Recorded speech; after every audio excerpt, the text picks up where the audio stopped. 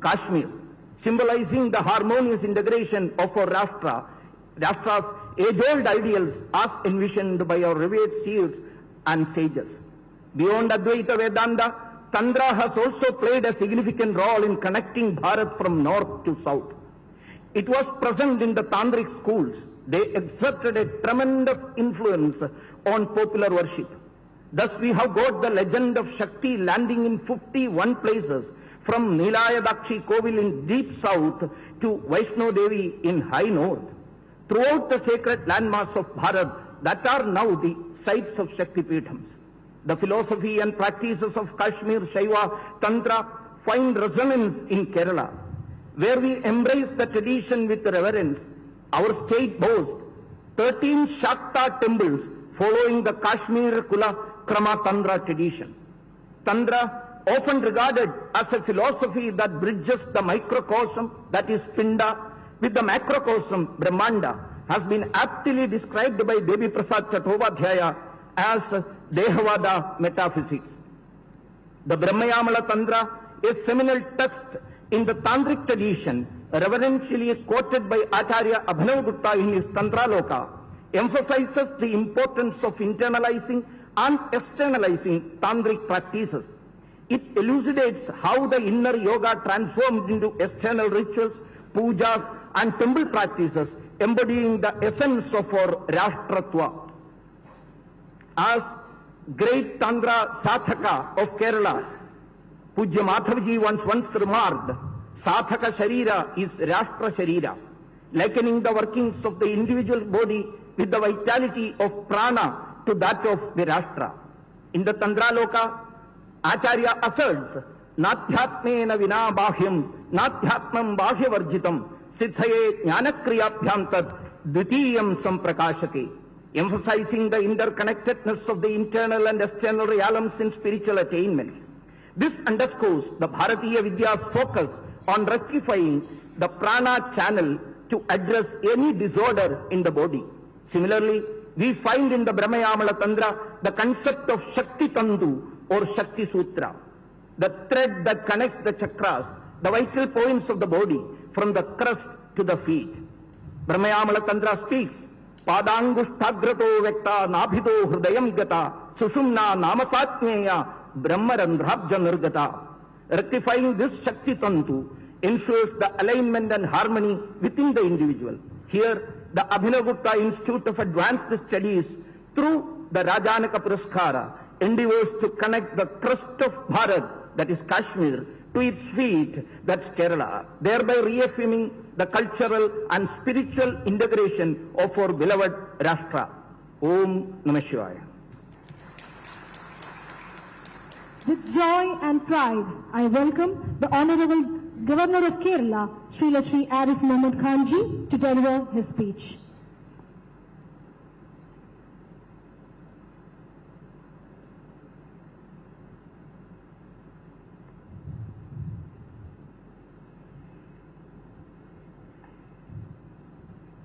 Honorable Vice President of India, Shri Jagdeep Dhankhar ji, Dr. Shrimati Sudesh Dhankhar ji, Dr.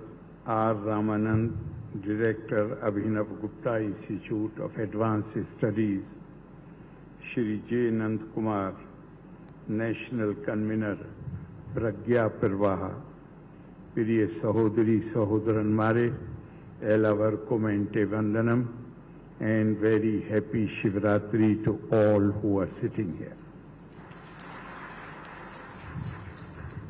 I am delighted to speak to this august audience that awaits the solemn conferment of Rajanayak Puraskar on two extraordinary scholars. I would like to express my gratitude to our Honorable Uprashpati ji and Dr. Shrimati Sudesh Dhankhar for their gracious presence and consent to honor the two extraordinary scholars of Kashmir Shaivism and extend to both of them a hearty welcome in God's own country. Let me also offer my hearty congratulations to Dr. Mark Diskoski and Padam Shri Dr. Navjeevan Rastogi on being chosen for the Rajanaka Puraskar. My compliments to Abhinav Gupta Institute of Advanced Studies for instituting the prestigious awards to honor scholars who have made exemplary contribution in the field of Kashmiri Shaivism, better known as Tirka Shastra, founded in 9th century by Vasu Gupta. In Tirka, spirit and matter. In Vedanta, just now Nankumarji referred to Adi Shankara, who established 4 mutts in 4 corners of India, giving to each one of them a Mahavakya from one Veda, almost meaning the same, that is divinity of human being, potential divinity of human being. And the Mahavakyas are Aham Brahmasmi Tattvamasi, Prajnanam Brahma, Ayam Atma Brahma. But in Kashmiri Shaivism, in Tirka, spirit and matter, soul and matter are not treated as different things, but are fundamentally one in different forms. Spirit is a matter, and matter is not inert, as is commonly believed. Being a form of the spirit, it is of conscious character. Only there exist variations of consciousness of the spirit within it. The Anubhav Gupta Institute of Advanced Studies celebrates the outstanding contribution of Abhinav Gupta, philosopher, mystic from Kashmir, who exercised a strong influence on Indian culture. The venerable title Rajnayak, I'm sorry I'm pronouncing it as Rajnayak, because in the morning I spoke to a professor of Kashmiri Shaivism based in Delhi, and he said that it is Rajanayak, which means, I will come to the meaning later, which encapsulates a profound confluence of political and intellectual wisdom. In old times, this title was conferred by Kashmiri royals on men of letters and exceptional erudition. The awardees, Dr. Mark Diskoski, who, as per your bulletin, is an English Indologist, and Dr. Navjeevan Rastogi, both of them exemplify the unwavering devotion to the pursuit of knowledge that the Indian tradition has always underlined. Tapa so adhyay nirittam, ever devoted to the pursuit of knowledge. Dr. Mark Diskoski's profound scholarship in Tantra and Kashmiri Shaivism has produced highly rated writings, including the 12-volume Manthana Bhairava Tantra and the commentary of Tantra law. His expertise extends to the tantris, that is the strings of sitar, which I believe he plays with the deftness of a maestro.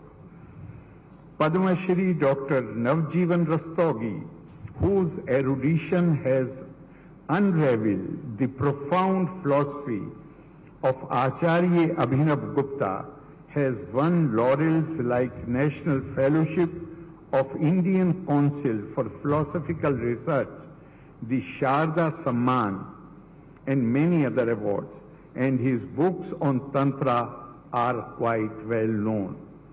The title Rajanayak means Guide of the Kings. It reveals the reverence shown to the scholars by the rulers, a value which has been inherited by us from ancient India. We have stories of Rajanaka walking barefoot to the ashrams of various rishis to discuss matters of importance with them.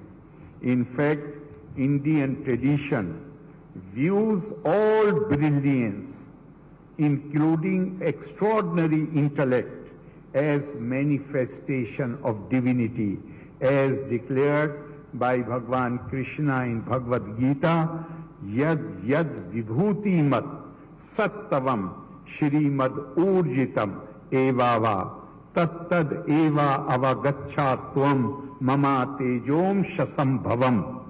Whatever being there is glorious, brilliant, prosperous, or powerful, that you know to be a manifestation of a part of my splendor. I am sure that the contribution of these two scholars have initiated their students and readers into what our former President Dr. Radhakrishnan described a higher life and spirit. All disciplines of knowledge we have, they are there for the purpose of development of human nature and refinement of spirit. Atma Sanskritir Vava Shilpani, that is the one supreme end which we need to put before ourselves. Some people might consider honoring two scholars on Kashmiri Shaivism at Thiruvananthapuram as a novel attempt to bridge this north and south. But the fact is that right from ancient times, Shaivism had its greatest influence both in Kashmir and in the present south, particularly Tamil Nadu, which were known as citadels of early Shaivism.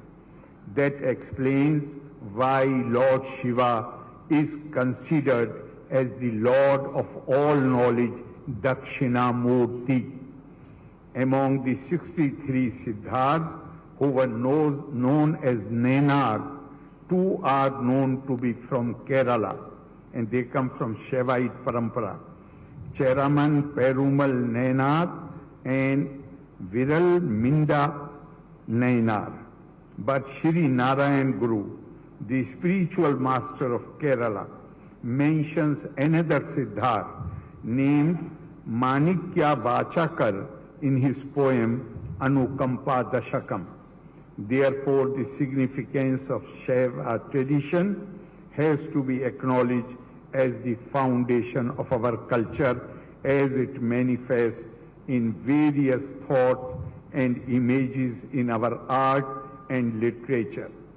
So it is gratifying to see the celebration of Shaivism in Thiruvananthapuram in the form of honoring 2 great scholars of this subject. With these words, I request Honorable Upasthapati Ji to present the honors and address this gathering. Loka Samasta Sukhino Bhavantu, Valve Nanni, Jai Hind. With respect and pride, we request the Honorable Vice President of Bharat, Sri Jagdeep Dhankhar Ji, to confer the Rajanaka Puraskar upon Srila Sri Mark Dijkovsky Ji and Srila Sri Professor Navjeevan Rastogi Ji.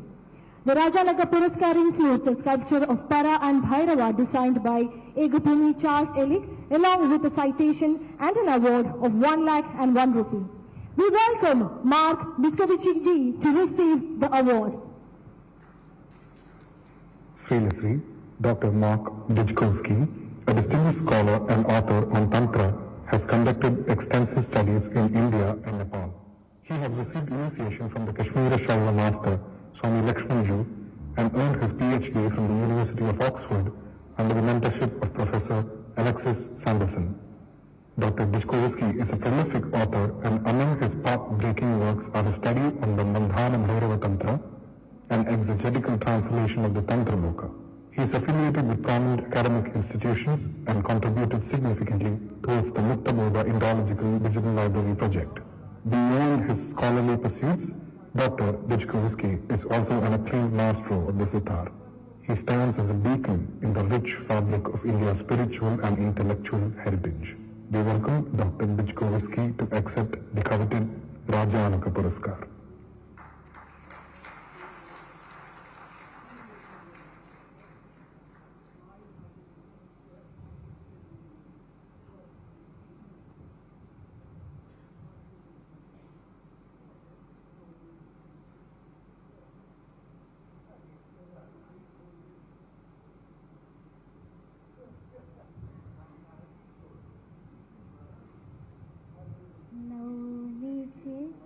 प्रतिभां देवीं परां भैरव योगिनीं मातृमान प्रमेयां च शूलाम्बुजकृतास्पदा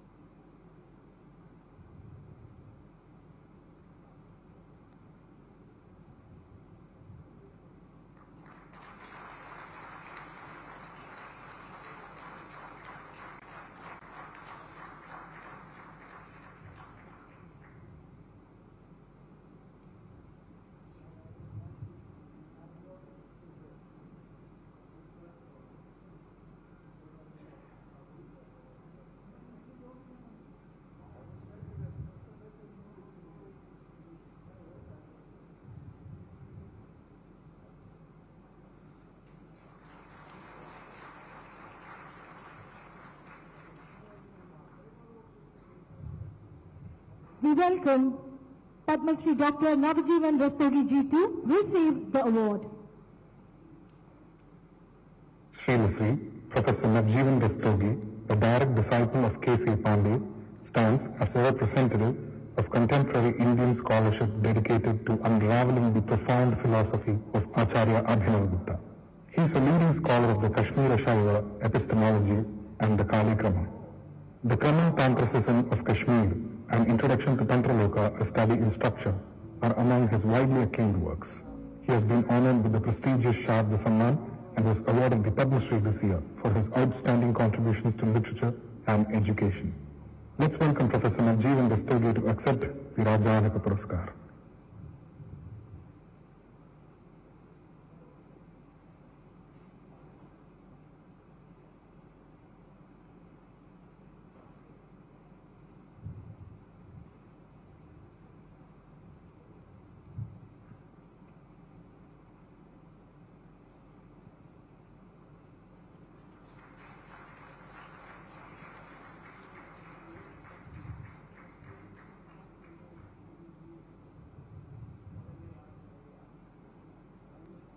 नौमि देवीं शरीरस्था नृत्यतो भैरवाकृते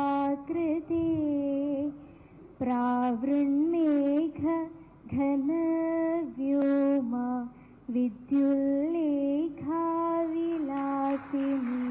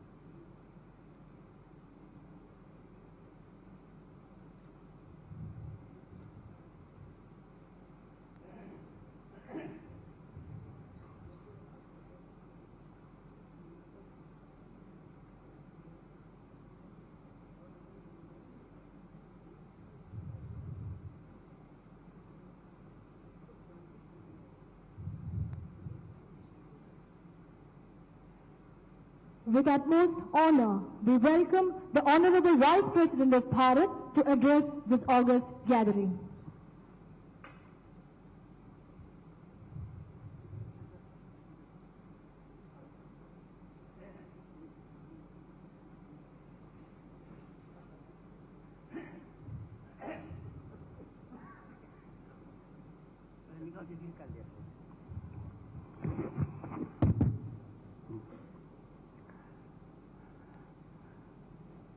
My greetings to everyone present here.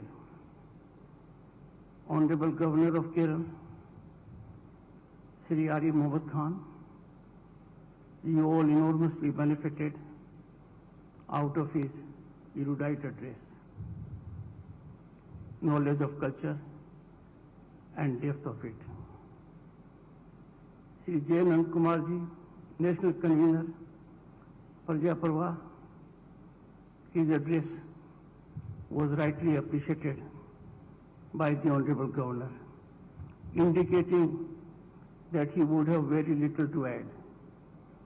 If I go by that yardstick, after you have had intellectual feast of two great addresses by eminent personalities who have risen the ladder through hard work and have national and international recognition, for sure I would have very little to add. Dr. R. Ramanand, Director, distinguished audience, it's a privilege for me, an honor for me, because we live in a society, we believe in our culture, we believe in our civilizational ethos. Recognition of scholarship, recognition of scholars indicates depth of our civilization. This recognition is the spinal strength of our society, and it helps us grow holistically. What is more important is that recognition must be of scholarship, of scholars in authentic manner. It is very satisfying and gratifying to note that the two eminent scholars who are being honored today is indeed an honor to the society. It is honor to all of us. They are being honored for a real good work they have done, connecting North and East, rediscovering our civilizational depth. I congratulate both these scholars for their service to humanity and particularly to the subject to which they are wedded. My congratulations. I take the opportunity to invite both the distinguished scholars to be my guests at Indian Parliament. The new building of Parliament, friends, reflects depth of our civilization. You will find it, sir, very, very satisfying. And I am sure Nand Kumarji will catalyze it at the earliest occasion. After you have heard the Honorable Governor and Nand Kumarji, I thought to be little more relevant, I must take recourse to my profession. I therefore would be reading a part of a Supreme Court judgment that was rendered about 30 years ago on the relevance of Sanskrit language. But that judgment reflects on culture, importance of culture. I quote, this is from the judgment of the Supreme Court, authored by Justice Ansariya. A professor of Cambridge University is deeply engrossed in his studies in his calm chamber. An agitated English soldier enters the study room and accuses the professor in not sharing the trauma of war which he said many others like him are facing while fighting Germans. Imagine the pain of the soldier being expressed to the professor by getting into a chamber. Further, I quote, the professor calmly asks the young soldier, for whom is he fighting for? Quick comes the reply that it is to defend his country. The wise man, that is the professor, the wise man, I continue to quote, wants to know what is that country to defend, which is prepared to shed his blood. The soldier replies, it is the territory and its people. On further questioning, the soldier says, it is not only this, but the culture of the country which he wants to defend. The professor quietly states that he is contributing to that culture. The soldier calms down and bows down in respect to the professors and was to defend with more vigor the cultural heritage of his country. Unquote. Friends, this quote from the Supreme Court captures the essence of what culture is. If a civilization is to thrive, its culture has to thrive. A nation is known not by its boundaries, by its infrastructure, though these are important, but by depth of its culture.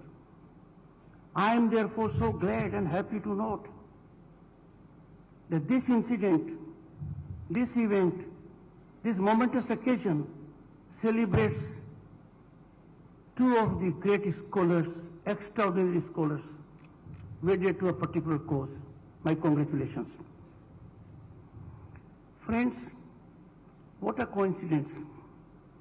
Three important events have taken place today, are taking place. My greetings to all of you for Mahashivratri, an important occasion, very important occasion.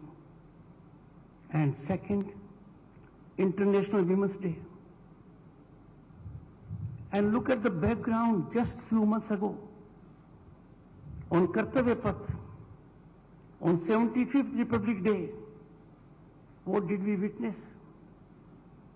We witnessed power of our women, women-led development. And on this great day comes a soothing news, and more soothing to the chairman of Rajya Sabha, a position which I hold by virtue of being Vice President of the country. Dr. Sudha Murthy, an illustrious woman, dedicated to social progress, committed to development of vulnerable sections of society, has been nominated by President of India, herself a woman, a tribal woman, to be nominated member of Rajya Sabha. This marks that our country is changing for the better. This event, this nomination indicates we are on the right track. Friends, I am humbled by the sublimity of the occasion. Kashmiri Shaiv tradition is being celebrated in the holy land of Adi Sankaracharya, a great unifier of spirit and idea of Bharat.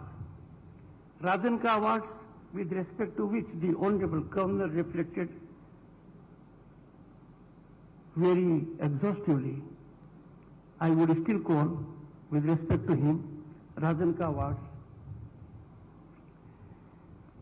ancient titles symbolizing the union of power and wisdom, honors scholars of Kashmiri Shaivism, and celebrates the enduring intellectual and spiritual unity of India. The honor that has been bestowed today on Dr. Mark Diskovsky and Dr. Navjivan Rastogi is not an honor to them.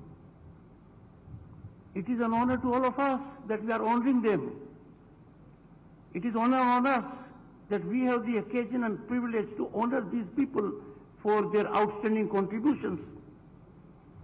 Congratulations to Abhinav Gupta Institute of Advanced Studies.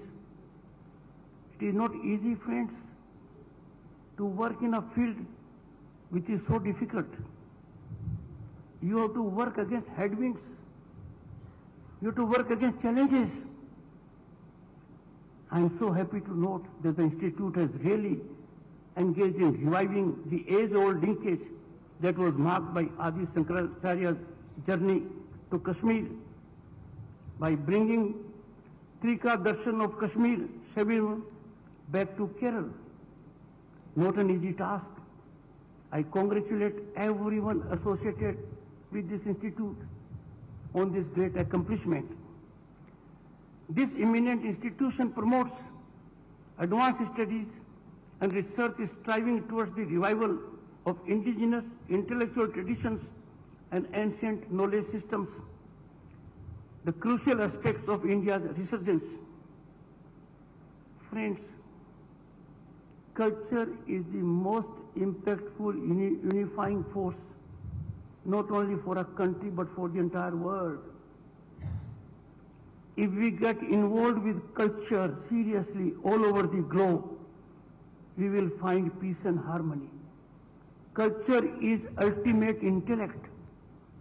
Culture is embellishment of a society that distinguishes itself from others. Culture is compassion. Culture is tolerance. Culture is subtlety. Culture is enrichment of human soul. And when an institute is engaged in this direction, we can only commend them. They exemplify the need of the hour, and their success is our success. Friends, our nation's 5,000-year-old civilizational ethos has always been infused with the spiritual oneness transcending diversities. Not many people are aware, because the constitution which boys and girls read in law colleges or the constitution which lawyers use in courts does not contain a very fundamental part of Indian constitution, and that is 20-year-old miniatures. If you look at the constitution signed actually by members of the Constituent Assembly, you will find these miniatures reflecting our 5,000-year-old civilizational ethos. From Gurukul, Indus Valley, Ramayana, the scene in part 3 of the Constitution, fundamental rights. What does it have? It has Ram, Lakshmana and Sita coming back to Ayodhya. If we go to directive principles of state policy, what do we find? Lord Krishna giving his discourse and advice to Arjuna at Kurukshetra, and so on. Friends, our ageless unity is reflected in our one of the often missed aspects, and this is there in the Constitution. Friends, the event in Kerala with its 13 Kali temples is still following Kashmir Shaivism exemplifies the deep integration of India's spirit from Kashmir to Kerala. It also underlines the age-old intellectual interactions between Kashmir and Kerala. Friends, it is vital to explore and rediscover our traditional knowledge systems, combating prejudices against them. There are some people, I would call them cynical. They are recipe for chaos. They raise questions, and those questions have to be negated by us. Dismissing our traditional knowledge as unscientific, archaic, without study, is a reflection only of a prejudice that lacks knowledge, understanding of culture, born out of ignorance, and not a desire to learn the right things. Such prejudice against Indian knowledge and Indian knowledge systems in certain sections of academic discourse is contrary to the concept of modern scientific temper. Let me invite friends your attention to our constitutional prescriptions.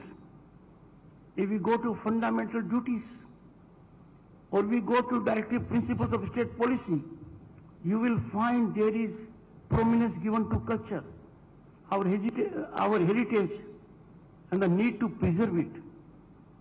When we speak in our constitution, equitable distribution of wealth, that for ages has been our cultural essence. As a matter of fact, it was nectar of our civilization. But I must share with you a great concern of the times. And the concern is that we are living in times when iconic status is granted to people on basis which are baffling. We don't question why they are called so. And these iconic figures trade on ignorance of the people, monetizing their ignorance to gain mileage. Time has come when we must deeply analyze, and this is a befitting occasion. No soul in 1.4 billion will have a second thought on the recognition we have bestowed today. In recent times, we have seen that our civilian awards, the Padma Awards, after they are given to people who are not known in society, there is one response. It has been given to the right people. Mr. Rastogi is one such person. I therefore call upon you that we must question, probe, that those who have been given iconic status by media, by event management, and otherwise, and who day in and day out try to set afloat narratives that seek to run down our civilization, our constitutional institutions, they decry our growth. We must neutralize them. In this scenario, this Institute of Advanced Studies is doing a path-breaking job. And I'm sure other institutes will come forward that in their domains of concern, we pick up people who merit it. The moment we honor those who need to be honored, we'll conclude we are honoring our society at large. Friends, a society grows on certain premise.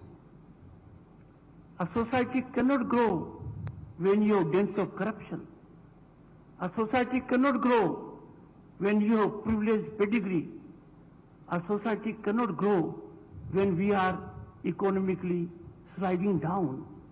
A society can never grow when young impressionable minds lose hope. And look at the scenario the country has today. There can't be a more upbeat mood in the country. Our young people, bright minds, impressionable minds today can avail any opportunities because our society today is governed by rule of law, level playing field, equality of law. There can be no democratic value. There can be no survival of culture if there is no equality before law. There are no equal opportunities for all. If some people think they are more privileged as of right, they have right to a position of power, an opportunity, a government job or a contract, then you have a culture where deserving are being deprived. That culture, which was bane of our society for long, is now a matter of past. And therefore, an ideal platform for our culture to grow. The second important facet, which is fundamental to growth of culture is the society free from corruption? All of you must have seen a time when nothing could be transacted without greasing hands of some. The middlemen, the liaison agents, the power corridors were controlled by them. The tight control. And now that is a matter of the past. Look at my third point. We are on path of progress. The country is on the rise as never before. The rise is unstoppable.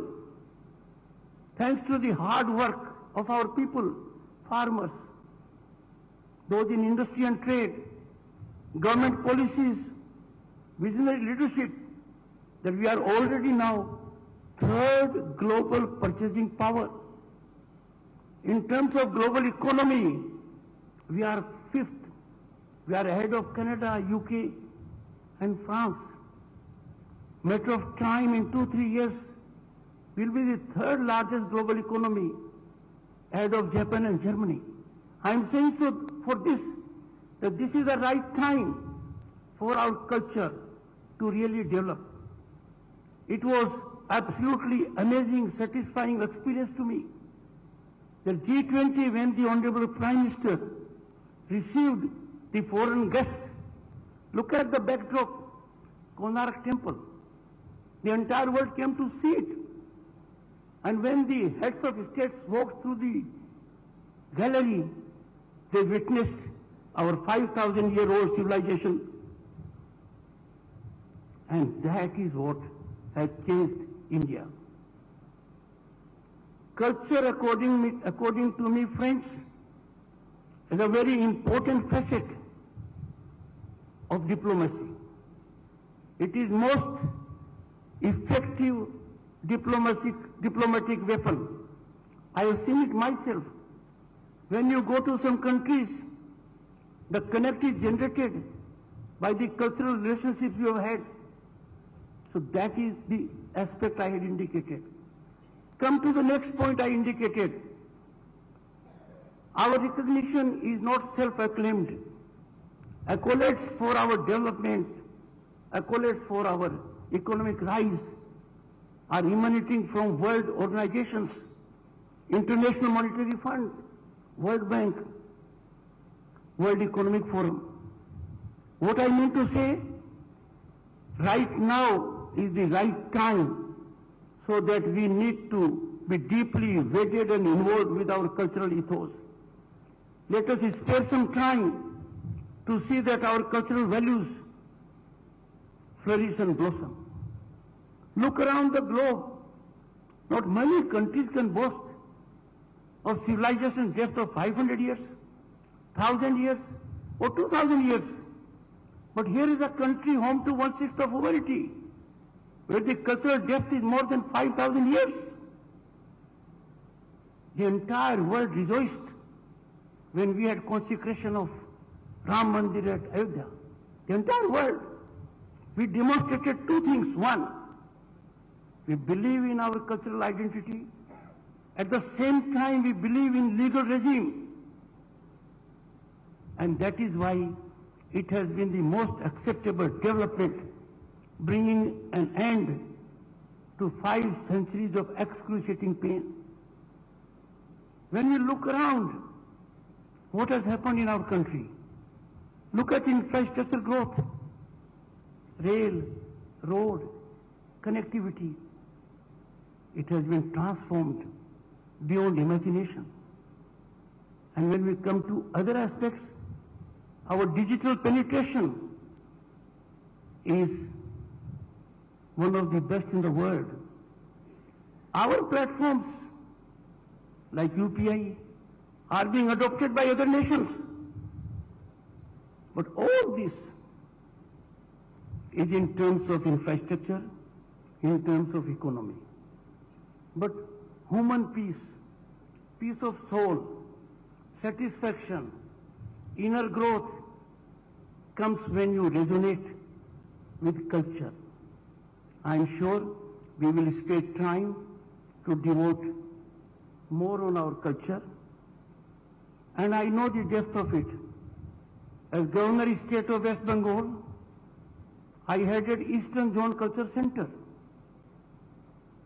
And I can say I was so ignorant about it. In the process, I had to deal with not only West Bengal, but 8 other states. So I urge young minds, I call upon corporates, I call upon academia, that while they must focus on matters of moment, they must never ignore our cultural wealth. They must never ignore that our cultural wealth is not only to be preserved, not only to be sustained, it has to grow and blossom. Friends, I am happy and delighted to be amidst all of you. I know Mr. Nankumarji for more than 2 decades. He is a very learned man. I've heard him always with rapt attention. Every word he spoke today was so well prepared, so thorough, and full of depth. I have no doubt when such talented people are associated with the institute of this repute, the object of the institute is bound to be optimally achieved. My best wishes to all of you. Once again, greetings to all on Mahashivratri, and to the women in particular, International Women's Day. India is the epicenter of women-led empowerment. You cannot imagine what a milestone achievement it was in September 2023, when 1/3 reservation was given to women in Lok Sabha and state legislatures. So be prepared. Our culture will be in safe hands because women will be more and more involved with policy making. Thank you so much. I am grateful for your time. Now I invite Dr. R. Ramanan to felicitate the dignitaries on the dais.